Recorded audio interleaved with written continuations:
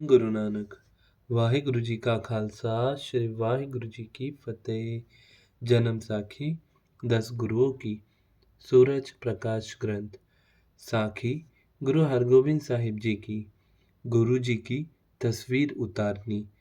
एक दिन गुरु जी सफ़ेद घोड़े पर सवार होकर सफ़ेद बाज पकड़कर शिकार को चले।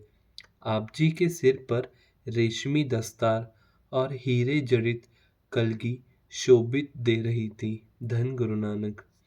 जब आप जी गांव से बाहर निकले तो आगे आप जी को दो पिता पुत्र मुसवरों ने मिलकर प्रार्थना की कि हम आप जी के इस रूप में ही आपकी तस्वीर बनाना चाहते हैं।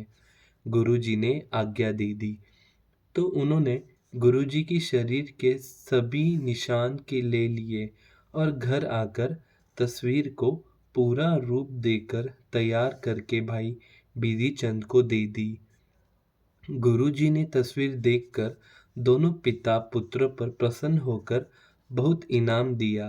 यह तस्वीर भाई बिधि चंद के डेरे सुरसिंह गांव में सुशोभित है। धन गुरु नानक। अनवर खां ने भेद लेने आना। गुरुजी को शाही लश्कर आने की खबर मिली। संध्या के समय जब गुरुजी शिकार से वापस आए तो एक सिख ने आकर कहा कि आप जी पर शाही सेना ने चढ़ाई कर दी है और पेदे खां भी उनके साथ ही है।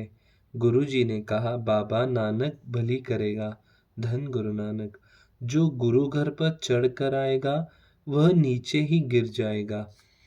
कुतुब खां का भेजा हुआ अनवर खां गुरुजी का भेद लेने के लिए आया। वह 2 मोहरे भेंट करने के लिए लाया। गुरुजी के पास आकर उसने एक मोहर छुपा ली और एक गुरुजी को भेंट कर दी।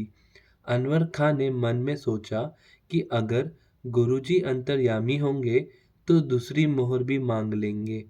यह विचार करके जब उसने गुरुजी को एक मोहर भेंट की तो गुरुजी ने कहा, अनवर खां, तुम दूसरी मोहर जो तुमने हमारी परीक्षा कर रख ली थी वह तेरे लिए ठीक नहीं है।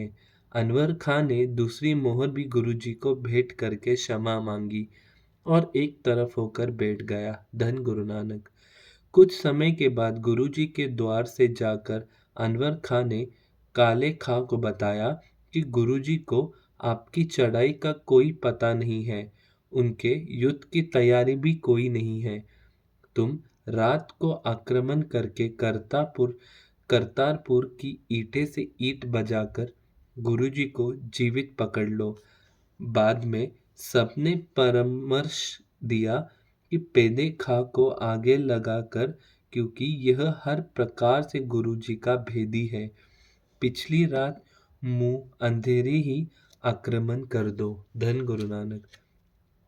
धीरमल ने पेदे खां को चिट्ठी लिखनी। इस समय ही पेदे खां को बाबा धीरमल के द्वारा एक आदमी के हाथ चिट्ठी आ गई। उसमें लिखा था कि पेदे खां, मैं तेरे पक्ष में हूँ। तुम्हारा जो अपमान मेरे बाबा गुरु ने किया है मैं वह सहन नहीं कर सकता। तुम जल्दी आकर बादशाह के साथ मेरा मेल करवा दो। मैं सदा बादशाह हजरत की भलाई चाहता हूँ। पेदे खां के द्वारा यह चिट्ठी सुनकर काले खां ने कहा कि इसे लिखो कि जैसे हमारी जीत हो हमें वह बात बताए और गुरु का पूरा भेद देता रहे। धन गुरु नानक।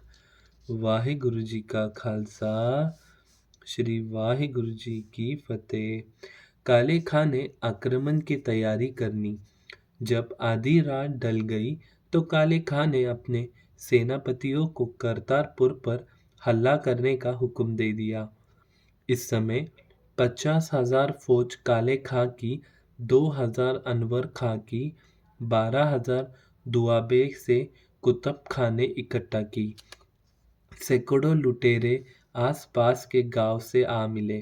शाही लश्कर मारो मार करता हुआ करतारपुर पर आ चढ़ा। पेदे खां ने काले खां को कहा कि मैं आगे जाकर गुरु के महलों के आगे खड़ा हो जाता हूँ। जब गुरु जी शोर सुनकर बाहर निकलेंगे तो मैं उनको बाहों में जकड़कर उठाकर आपके पास ले आऊँगा। धੰन गुरु नानक। वाहिगुरु जी का खालसा, वाहिगुरु जी की फतेह। धੰन गुरु नानक, धੰन गुरु नानक।